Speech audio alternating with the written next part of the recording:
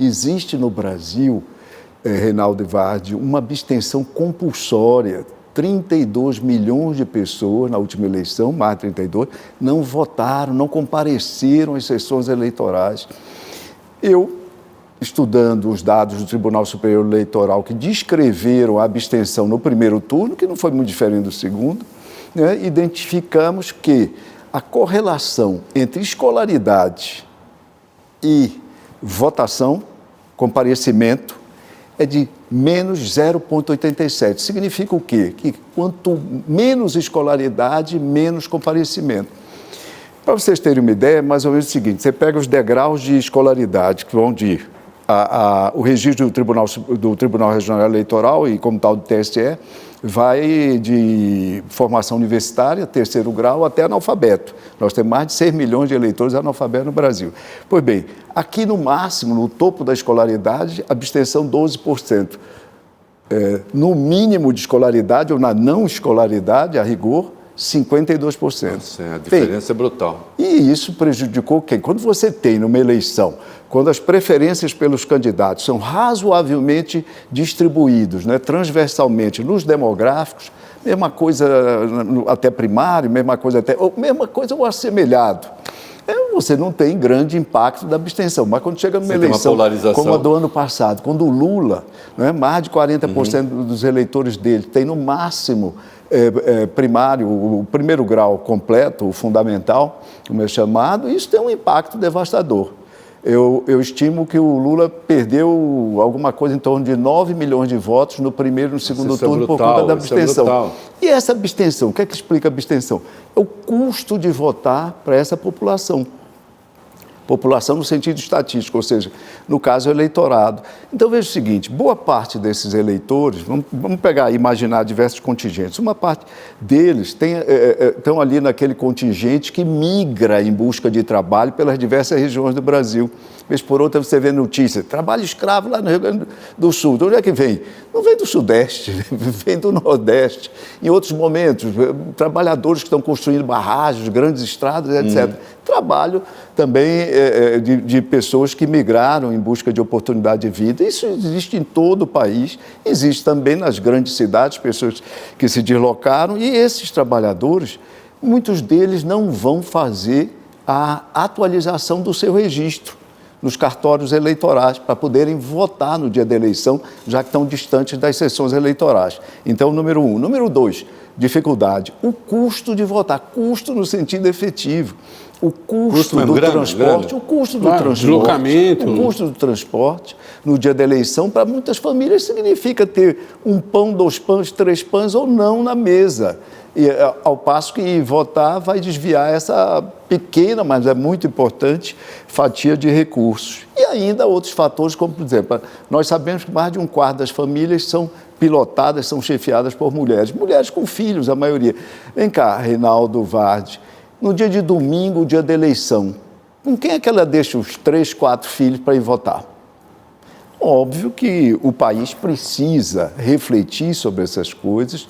O transporte público não só deve ser permitido, como deve ser rigorosamente obrigatório. Sim. Creches devem abrir no dia dos processos eleitorais, no dia das votações, e outras medidas que se possam, campanhas específicas para esses segmentos, né, para que diminua a quantidade de abstenção no Brasil. Pensa o seguinte, a Argentina tem 35 milhões de eleitores. No último passo, essas primárias recentes deles votaram 22, 23 milhões, etc.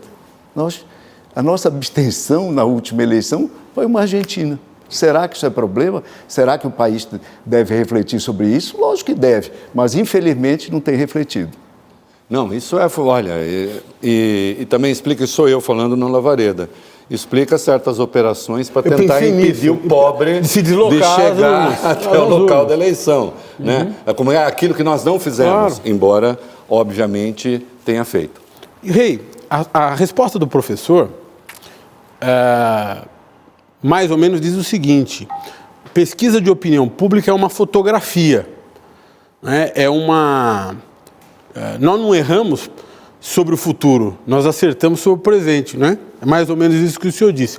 Mas quem olha a sua biografia, professor, e vê na sua trajetória a criação de um laboratório de neurociência, né, aplicada a descobrir o que é que faz com que as pessoas tomem decisões, sobretudo decisões em matéria de política, mas não apenas em matéria de política, mostra, ou pelo menos permite pensar o desejo de prever o futuro, né? O desejo do cientista político de, por intermédio dessas técnicas, uma mescla de técnicas atuariais, técnicas sociológicas, né, de antever o que as pessoas vão fazer no futuro. E talvez recentemente, tudo que o senhor colecionou ao longo da sua vida tenha sido, de certa forma, revolucionado com o aparecimento das redes sociais e dessas novas formas de fazer política. A Cambridge Analytica, de certa forma, criou o chamado profiling, né, que é basicamente empacotar o eleitor em vários grupos, né, segmentados, e levar informação e fazer propaganda política de uma maneira muito segmentada, muito, digamos assim, customizada, né? De que forma isso atrapalha ou faz com que os seus conceitos e as suas habilidades desenvolvidas ao longo de uma vida toda tenham que ser recentemente renovadas ou revistas? Olha, Vargas, essa é uma excelente questão. Ciência, né, e cientistas, por óbvio, eles não podem se satisfazer nunca com o conhecimento alcançado em determinado momento. Você precisa revisitar os cânones, né, investir em novos caminhos, desenvolver graus cada vez maiores de autocrítica e, com isso, conseguir avançar. Também é muito importante você fazer, ou tentar fazer convergir áreas de conhecimentos científicos, áreas diferentes. Há um conceito, é um conceito antigo, mas quem, digamos, popularizou nessas últimas décadas foi o Edward Wilson, um biólogo americano, o conceito de consciência. Consciência é exatamente você tentar fazer um esforço para trazer plataformas de conhecimento diferentes. O livro é muito bom disso, para fazer avançar o conhecimento. Eu fiz isso em duas áreas, publicando a respeito. Com o conceito de neuropolítica, trazendo conhecimento de biologia evolucionária, de neurociência aplicada e juntando, obviamente, com os conceitos de ciência política, de sociologia política, de psicologia política, para fazer avançar o conhecimento, e daqui a pouco eu me endereço ao ponto que você levantou. Fiz isso também com comunicação em geral. Numa publicação nossa, um livro nosso que eu escrevi com o João Paulo Castro, sobre neuropropaganda, como é que a neurociência, a biologia evolucionária ajudam a entender o comportamento do consumidor e propelir, desenvolver as mensagens persuasivas necessárias.